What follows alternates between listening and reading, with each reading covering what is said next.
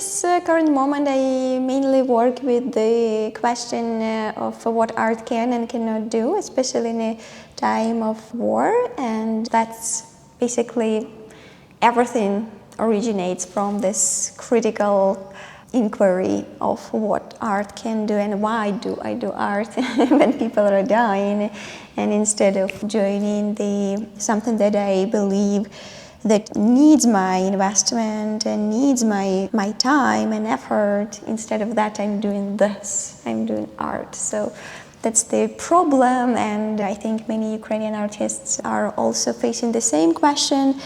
Many of us prefer to go directly and to enroll into the defense forces.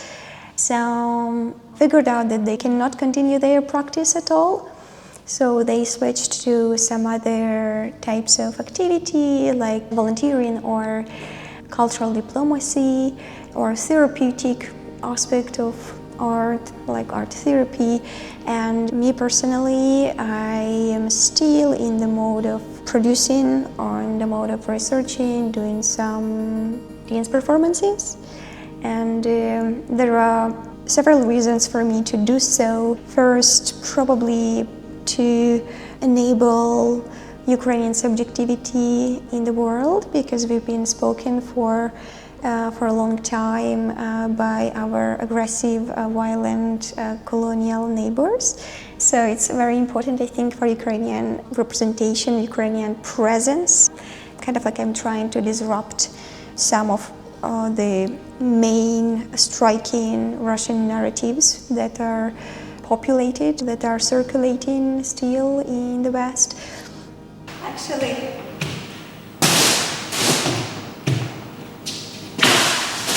because there are many refugees, Russian refugees around,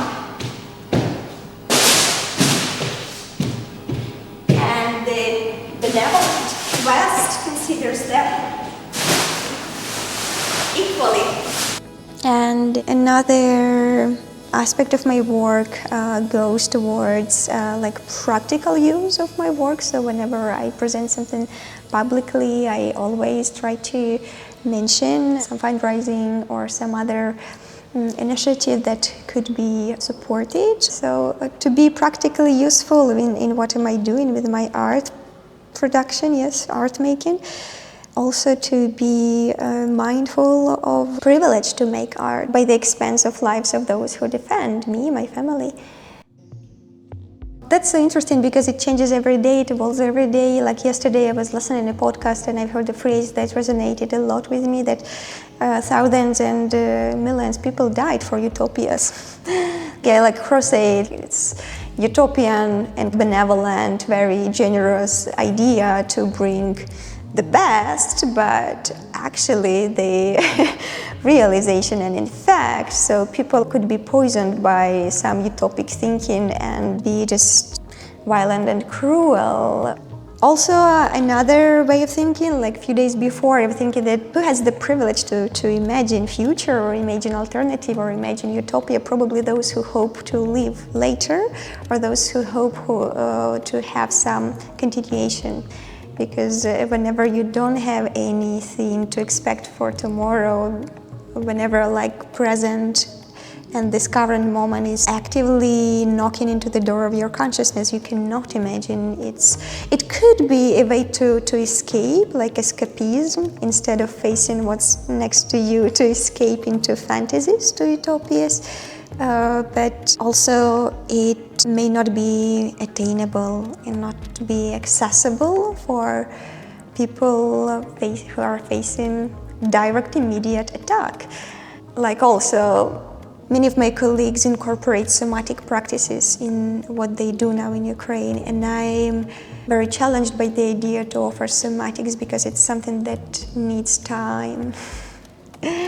And whenever there is this constant risk of not being translated into the next day, there is no time, or there is this constant presence of filling some gap or some emptiness. So working now on like drafts or like patches of my investigation around hollow body, or like the hollow bodies, or like empty parts of the body. And I refer to this futurelessness that I somehow envision is part of me as a Ukrainian and maybe my fellow Ukrainians.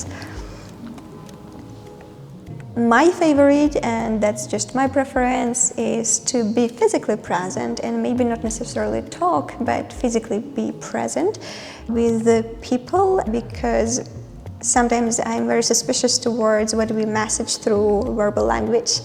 And as a dancer, as a mover, as someone who invests a lot of attention into body and this somatic understanding of the body that is not just like biological shape, biological entity, it's also everything like desires, dreams, wants, needs, everything that comes into spectrum of this multi-layered combination is soma, is like somatic understanding of the body. So that's my way to be with people, to be together through shared presence in the same room without talking, without necessarily talking.